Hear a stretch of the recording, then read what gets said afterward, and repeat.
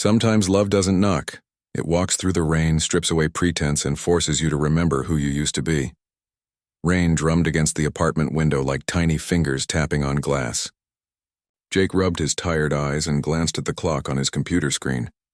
Nearly midnight again. The empty coffee cup beside his keyboard had gone cold hours ago, but he barely noticed. Numbers and spreadsheets filled his vision. The same ones he'd been staring at since dawn. This had become his life. Work, sleep, work again. Somewhere along the way, everything else had started to fade into the background. Friends stopped calling. Family gatherings became optional. Even the woman he loved had started to feel like a distant memory, even though they technically still lived in the same city. The apartment felt too quiet. It was one of those modern studio places downtown. All concrete and glass, the kind that looked impressive in photos but felt hollow when you actually lived there. Jake had chosen it because it was close to the office. Now he wondered if that had been a mistake. Being close to work just made it easier to never leave. His phone buzzed. A text from his sister asking if he was still coming to dinner on Sunday. He'd forgotten again. Jake typed back a quick apology and excuse about deadlines, the same excuse he'd used last month. And the month before that.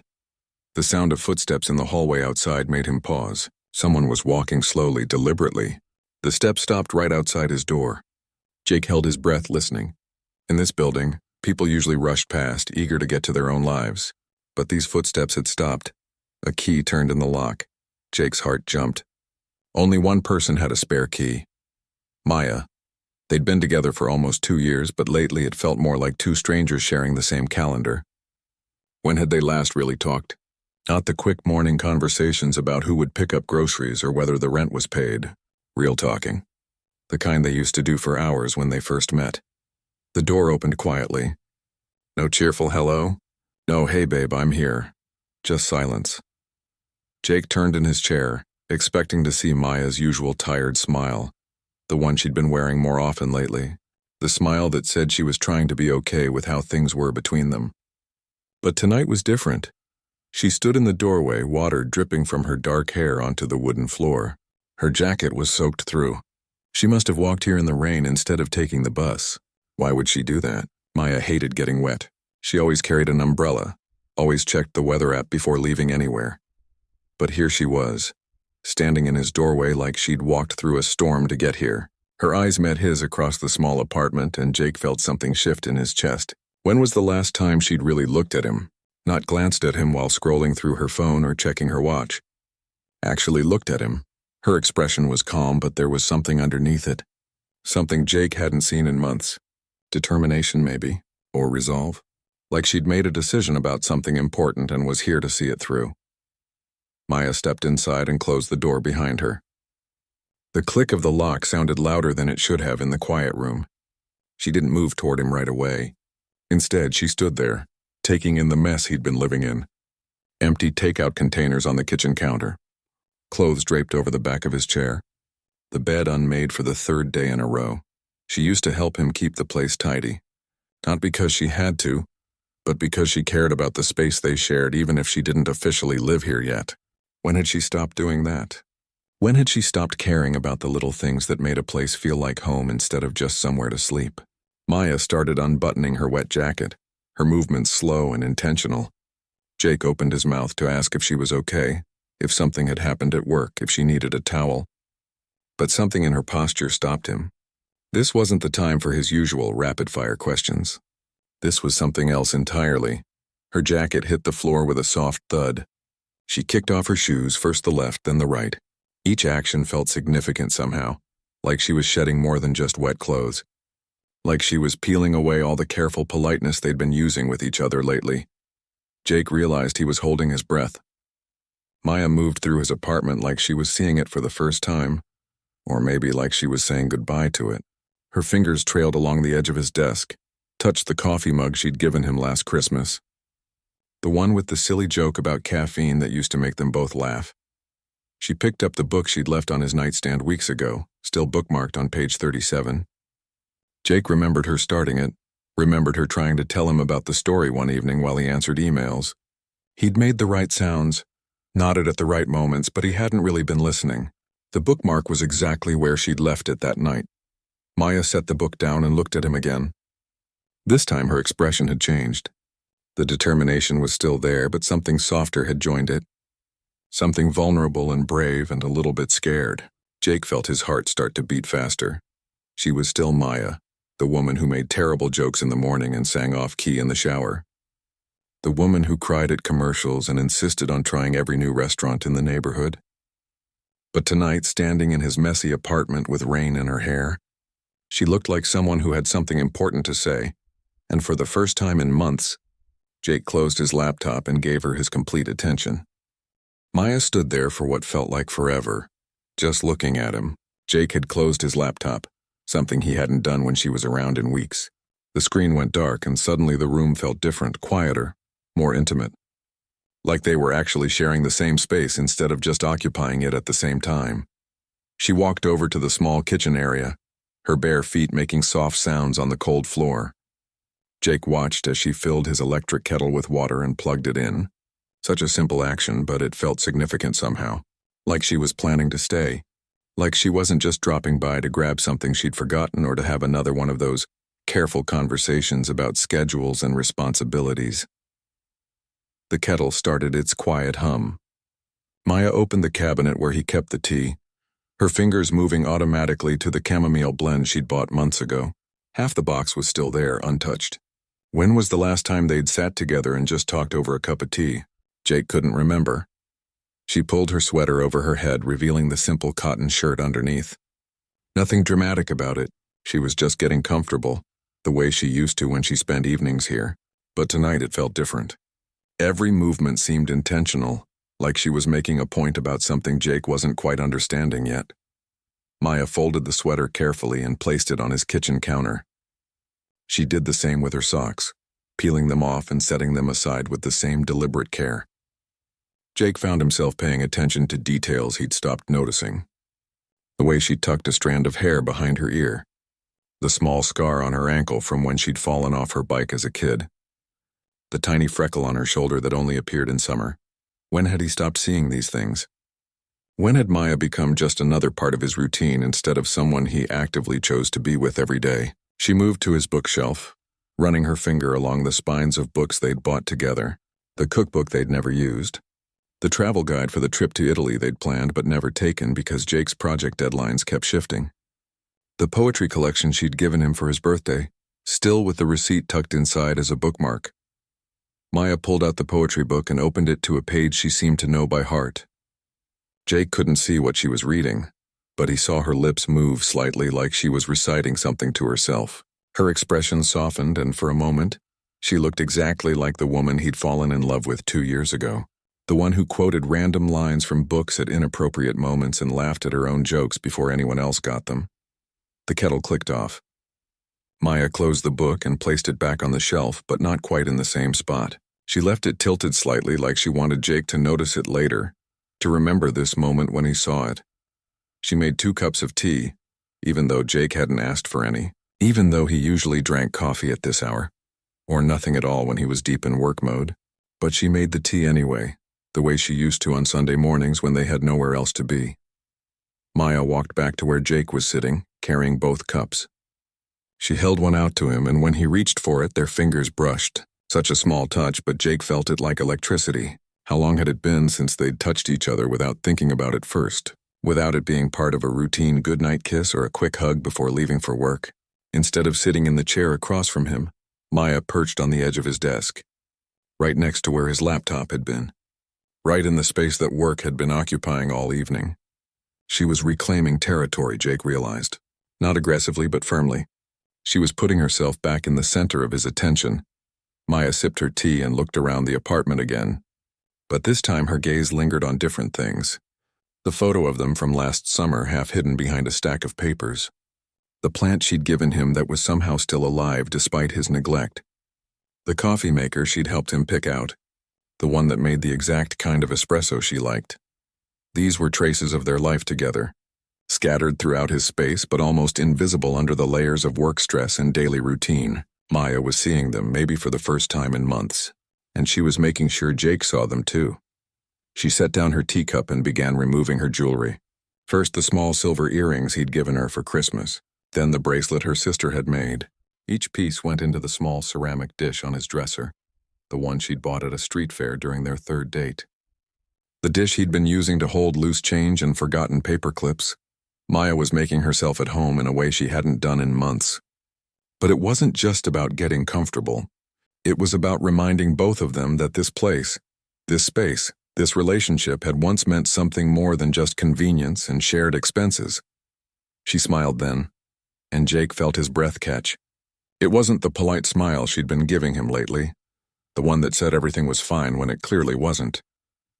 This smile was real, vulnerable, a little bit sad, but hopeful too, like she was taking a risk and hoping it would pay off. Jake felt something shift inside his chest, a recognition, a memory of what it felt like to really see Maya, not just glance at her while thinking about something else. She was beautiful, yes, but more than that. She was brave. She was here in his messy apartment, making tea and reclaiming space and taking risks he hadn't even realized needed to be taken. The rain outside had softened to a gentle patter against the windows. The room felt warmer somehow, despite the fact that Maya had been letting in cold air every time she moved around. Or maybe it just felt warmer because for the first time in weeks, Jake was completely present, not thinking about tomorrow's meetings or yesterday's mistakes. Just here, in this moment, with this woman who had walked through a storm to remind him of something he'd almost forgotten. Maya reached for his hand. When Maya's fingers touched his, Jake felt something he hadn't experienced in months, a jolt of recognition that went deeper than just physical contact. It was like his body suddenly remembered what it felt like to be connected to another person, really connected, instead of just existing in the same space. Her hand was warm from holding the teacup, but there was a slight tremor in her fingers. She was nervous, Jake realized. This confident, deliberate version of Maya who had walked through his door tonight was also scared. She was taking a huge risk by being here like this, by making herself so completely present when he'd been so absent lately.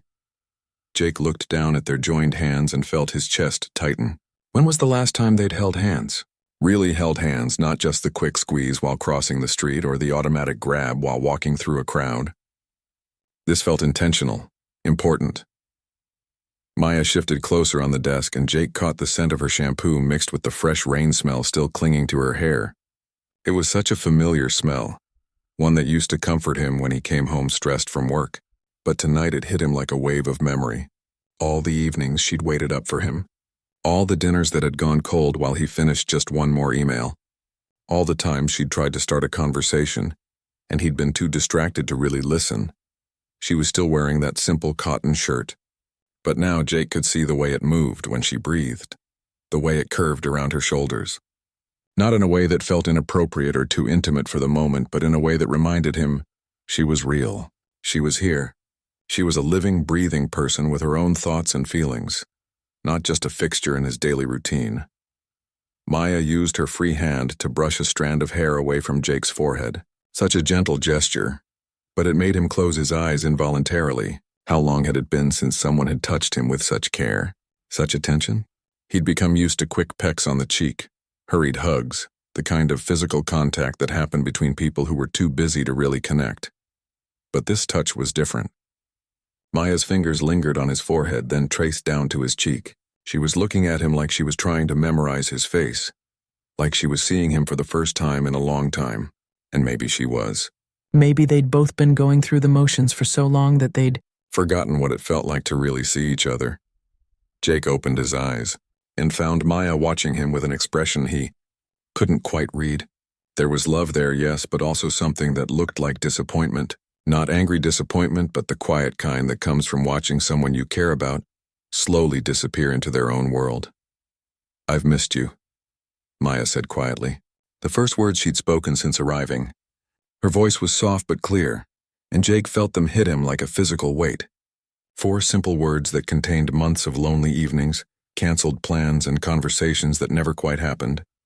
Jake tried to respond, to say he'd missed her too, but the words stuck in his throat. Because had he missed her? He'd been so buried in work, so focused on deadlines and presentations and the next promotion, that he wasn't sure he'd even noticed she was pulling away. And that realization made him feel sick. Maya seemed to understand his struggle. She squeezed his hand gently and continued. I've missed talking to you. Really talking. I've missed hearing about your day and telling you about mine. I've missed laughing together and being silly together and just being together without checking our phones every 5 minutes. Each word was like a small revelation. Jake started to remember what they used to be like together. How Maya would tell him about the weird customer at the bookstore where she worked, acting out the conversation with different voices until he was laughing so hard he couldn't breathe. How he used to save up funny stories from his day just to see her smile when he told them over dinner. When had they stopped doing that? When had their conversations become just logistics and scheduling? Maya let go of his hand and stood up. For a moment, Jake thought she was leaving, that this was goodbye, that he'd waited too long to understand what she was trying to tell him. But instead of moving toward the door, she walked to his small stereo system, the one they'd bought together at a garage sale months ago. She turned it on and found a station playing soft jazz, the kind of music they used to listen to on lazy Sunday mornings when they had nowhere else to be.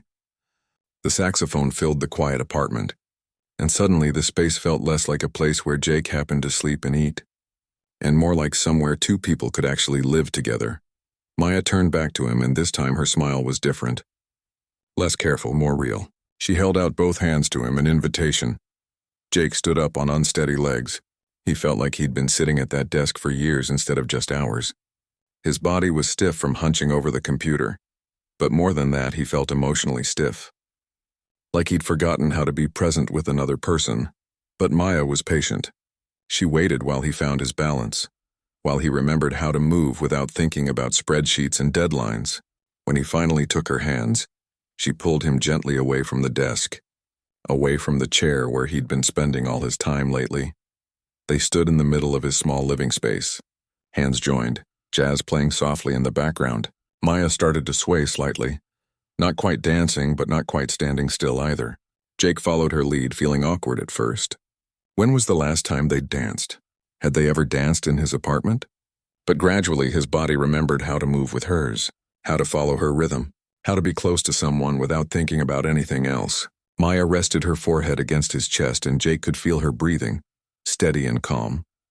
He looked down at the top of her head and felt something crack open inside his chest. Not break exactly, but open. Like a door he'd kept locked for months was finally swinging wide.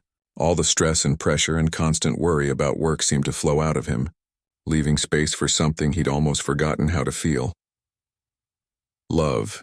Not just the comfortable, routine love of two people who had been together for a while, but the active, present, intentional love that required attention and effort and choice. The kind of love that Maya was showing him right now by being here, by being patient with him, by taking this risk. Jake wrapped his arms around her and held her close, really held her, for the first time in longer than he could remember, and for the first time in months he felt like he was exactly where he needed to be. They swayed together in the middle of the apartment, and Jake felt like he was waking up from a long dream. The kind of dream where everything feels muffled and distant, where you're moving through water instead of air. But now, with Maya in his arms, everything felt sharp and clear again. The music, the sound of rain still pattering against the windows. Even his own heartbeat seemed louder and more real. Maya pulled back slightly to look at him, and Jake saw something in her eyes he hadn't seen in months. Not just love, but hope. Like she was seeing something in his face that told her this moment was real, that the connection they were feeling wasn't just temporary. "I was starting to think I'd lost you completely," she said quietly, her hands still resting on his shoulders. Not to someone else, but to that computer, to work, to whatever it is that's been eating at you for months. Jake felt his throat tighten. She was right, and they both knew it. He'd been disappearing little by little, day by day, until he'd become more of a ghost in his own life than a real person, present in body but absent in every way that mattered. "I'm sorry," he said, and the words felt inadequate. "How do you apologize for months of absence? For all the times you were physically there but mentally somewhere else? I didn't realize how far away I'd gotten." Maya reached up and touched his face again, her thumb brushing against his cheek. "I tried to tell you," she said gently. "Remember last month when I asked if we could take that weekend trip? And you said maybe next month. And then next month came and you said the same thing." Jake did remember vaguely. He remembered Maya mentioning something about getting away, about needing a break from the city. But he'd been in the middle of a big presentation, and the idea of taking time off had seemed impossible. There was always something urgent at work, Always a crisis that needed his immediate attention. I remember, he admitted. I thought you understood about work being crazy right now. Work has been crazy for 8 months, Jake, Maya said, and there was no anger in her voice, just sadness. At first I thought it was just a busy season. Then I thought maybe you were stressed and needed space. But then I realized that you weren't coming back. You were just getting further and further away. The jazz music continued playing softly, a gentle backdrop to the most honest conversation they'd had in months. Jake looked around his apartment and tried to see it through Maya's eyes. The takeout containers, the piles of papers, the unmade bed. When had he started living like someone who didn't expect anyone to visit?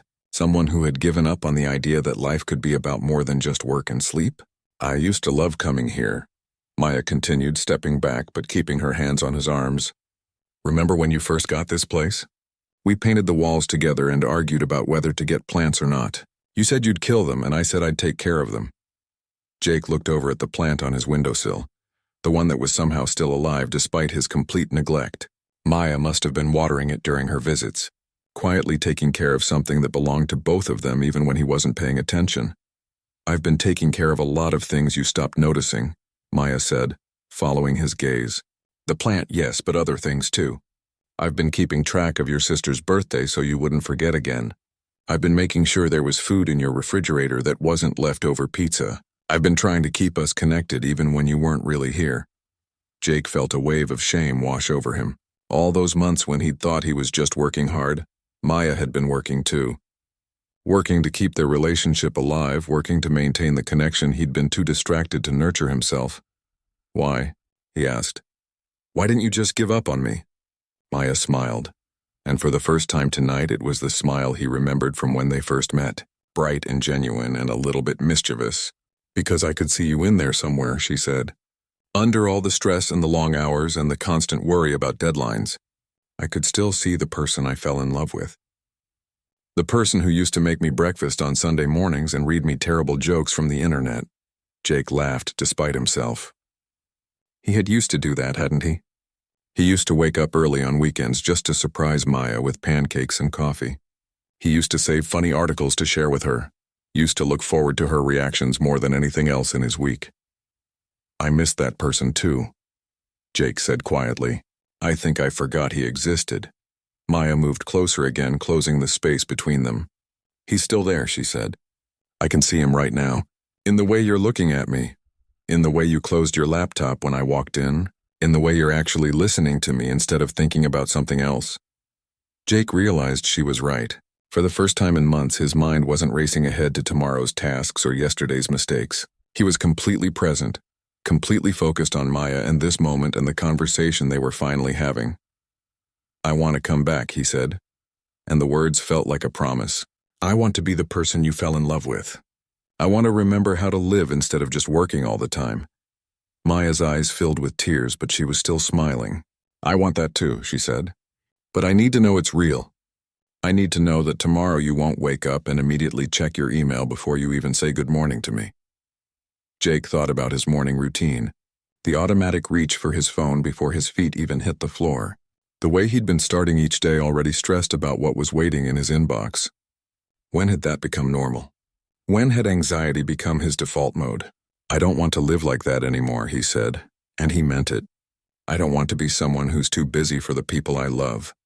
I don't want to be too busy for my own life. Maya reached for his hands again, intertwining their fingers. Then don't be, she said simply. Choose to be present. Choose to be here with me. Choose us. Jake squeezed her hands and felt something settle inside his chest, a sense of certainty he hadn't felt in months. Maya had taken a huge risk tonight, walking through the rain to show him what he'd been missing. Now it was his turn to take a risk, to choose connection over the safe distance of constant busyness. I choose us, he said, and he felt the truth of it in every part of his body. I choose this. I choose you. Maya stepped forward and wrapped her arms around his neck, and Jake held her tight, feeling like he was holding on to something precious that he'd almost lost through his own carelessness. The jazz music swirled around them, and outside the rain continued to fall, washing the city clean. Jake woke up to something he hadn't experienced in months. Natural light, real sunlight streaming through his windows instead of the harsh glare of his computer screen. For a moment he was disoriented. Why wasn't his alarm going off? Why wasn't he already reaching for his phone to check emails? Then he felt the weight of Maya's head on his shoulder. Her dark hair spread across his chest. She was still asleep, breathing slowly and peacefully. Jake stayed perfectly still, not wanting to wake her, just wanting to enjoy this moment of quiet presence. The storm from the night before had passed, leaving the air outside fresh and clean. Through the window, Jake could see people walking their dogs, couples heading out for morning coffee, the normal rhythms of a city waking up on a weekend. When was the last time he'd noticed the world outside his apartment? Really noticed it instead of just seeing it as background noise while he thought about work? Maya stirred slightly, and Jake felt her smile against his chest before she even opened her eyes. "Good morning," she murmured, her voice still soft with sleep. "Good morning," Jake replied, and he realized these were the first unhurried words he'd spoken in months. No checking the time, no mental list of things he needed to accomplish before noon. Just a simple greeting between two people who had chosen to wake up together. Maya lifted her head to look at him, and Jake saw that her eyes were clearer than they'd been in weeks. The worry lines that had been forming around them were softer somehow. She looked like someone who had taken a big risk and discovered it had paid off. "How do you feel?" she asked, propping herself up on her elbow. Jake considered the question seriously. How did he feel? Different, certainly. Calmer. Like someone had turned down the volume on the constant noise in his head. "Peaceful," he said finally. "I feel peaceful." Maya smiled. And it was that real smile from the night before. The one that had reminded Jake of everything he'd been missing. "I was worried you might wake up and panic about all the work you didn't finish yesterday." Jake glanced toward his closed laptop on the desk. Normally his first thought upon waking would be exactly that. The unfinished spreadsheets, the emails he hadn't answered, the deadlines that were always looming. But this morning those things felt far away and much less important than the woman lying beside him. "It can wait," he said, and was surprised by how easily the words came. "Whatever it is, it can wait until Monday." Maya's smile grew wider. "Really? You're not going to jump up and start working right now?" "Really," Jake confirmed. "I want to make you breakfast instead. Remember how I used to do that? Pancakes and coffee and those terrible jokes from the internet?" "I remember," Maya said softly. "I've missed those Sunday mornings more than you know." Jake carefully extracted himself from the bed, trying not to disturb Maya too much. He pulled on yesterday's shirt and padded to the small kitchen area. Opening the refrigerator, he was pleasantly surprised to find eggs, milk, and even some fresh fruit. Maya must have stocked it during one of her recent visits. Another small act of care he'd been too distracted to notice. As he started gathering ingredients for pancakes, Maya got up and turned off the jazz station, which had been playing softly all night. She replaced it with the morning talk show they used to listen to together, the one with the hosts who told silly stories and played requests from listeners. "Remember when we called in to request that song?" Maya said, wrapping her arms around Jake's waist from behind as he mixed pancake batter. Jake did remember. It had been their 6-month anniversary and they'd been feeling silly and romantic. The song had been something cheesy from the 80s and they'd danced around the apartment when it came on, laughing and singing off-key. When had they stopped being silly together? When had everything become so serious and scheduled? "We should call in again sometime," Jake said, leaning back against Maya's warmth. "Request something completely ridiculous and dance around the apartment like idiots." "I'd like that," Maya said, and Jake could hear the smile in her voice. They cooked together, moving around each other in the small kitchen like they used to. Maya made coffee while Jake flipped pancakes. She found the strawberries she'd bought and cut them into neat slices. He found the maple syrup hidden behind a stack of takeout menus. Small acts of domestic cooperation that felt revolutionary after months of living like strangers. When they sat down at his small table with their breakfast, Jake realized it was the first real meal he'd eaten at home in weeks. Not takeout eaten while staring at a screen. Not a granola bar grabbed while rushing out the door. An actual meal, shared with someone he cared about. "So what happens now?" Maya asked, pouring syrup over her pancakes. Jake knew what she was asking. Last night had been beautiful, but what about tomorrow? Next week? How do you change patterns that have been building for months? "I need to make some changes at work," Jake said slowly, thinking it through as he spoke. "I need to set better boundaries. Leave the office at a reasonable hour. Stop checking email after dinner. Maya nodded. That sounds good in theory, but how do you actually do it? Your boss expects you to be available all the time. Maybe that's part of the problem, Jake said. Maybe I've been too available. Maybe if I start saying no to some things, people will respect my time more instead of less. It was a scary thought, the idea of pushing back against the always-on culture at his company. But Jake realized that the alternative was scarier. Losing Maya, losing himself, losing any sense of what made life worth living beyond work achievements. I want to help, Maya said, but I can't be the only one fighting for this relationship.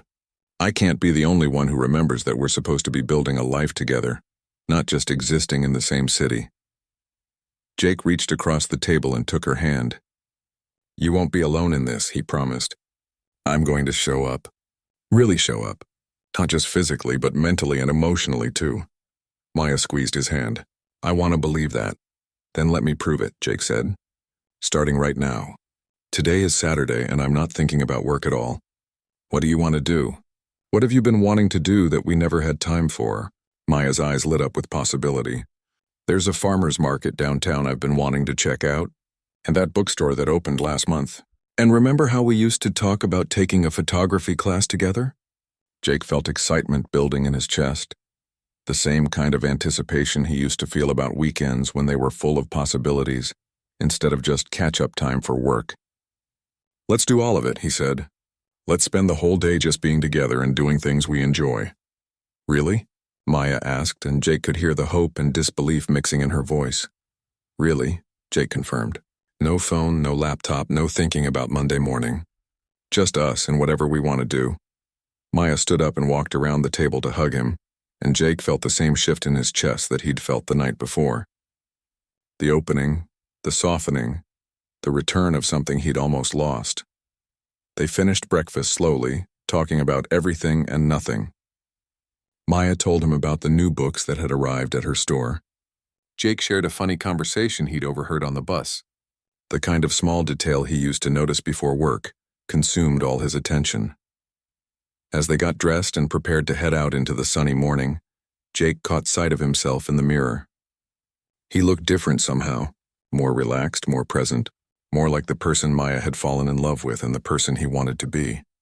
Outside, the city felt new and full of possibilities. Maya slipped her hand into his as they walked toward the farmer's market, and Jake squeezed it gently. A promise that he would keep choosing this, choosing them, choosing a life that was about more than just work and survival. The sun was warm on their faces, and for the first time in months, Jake felt truly alive.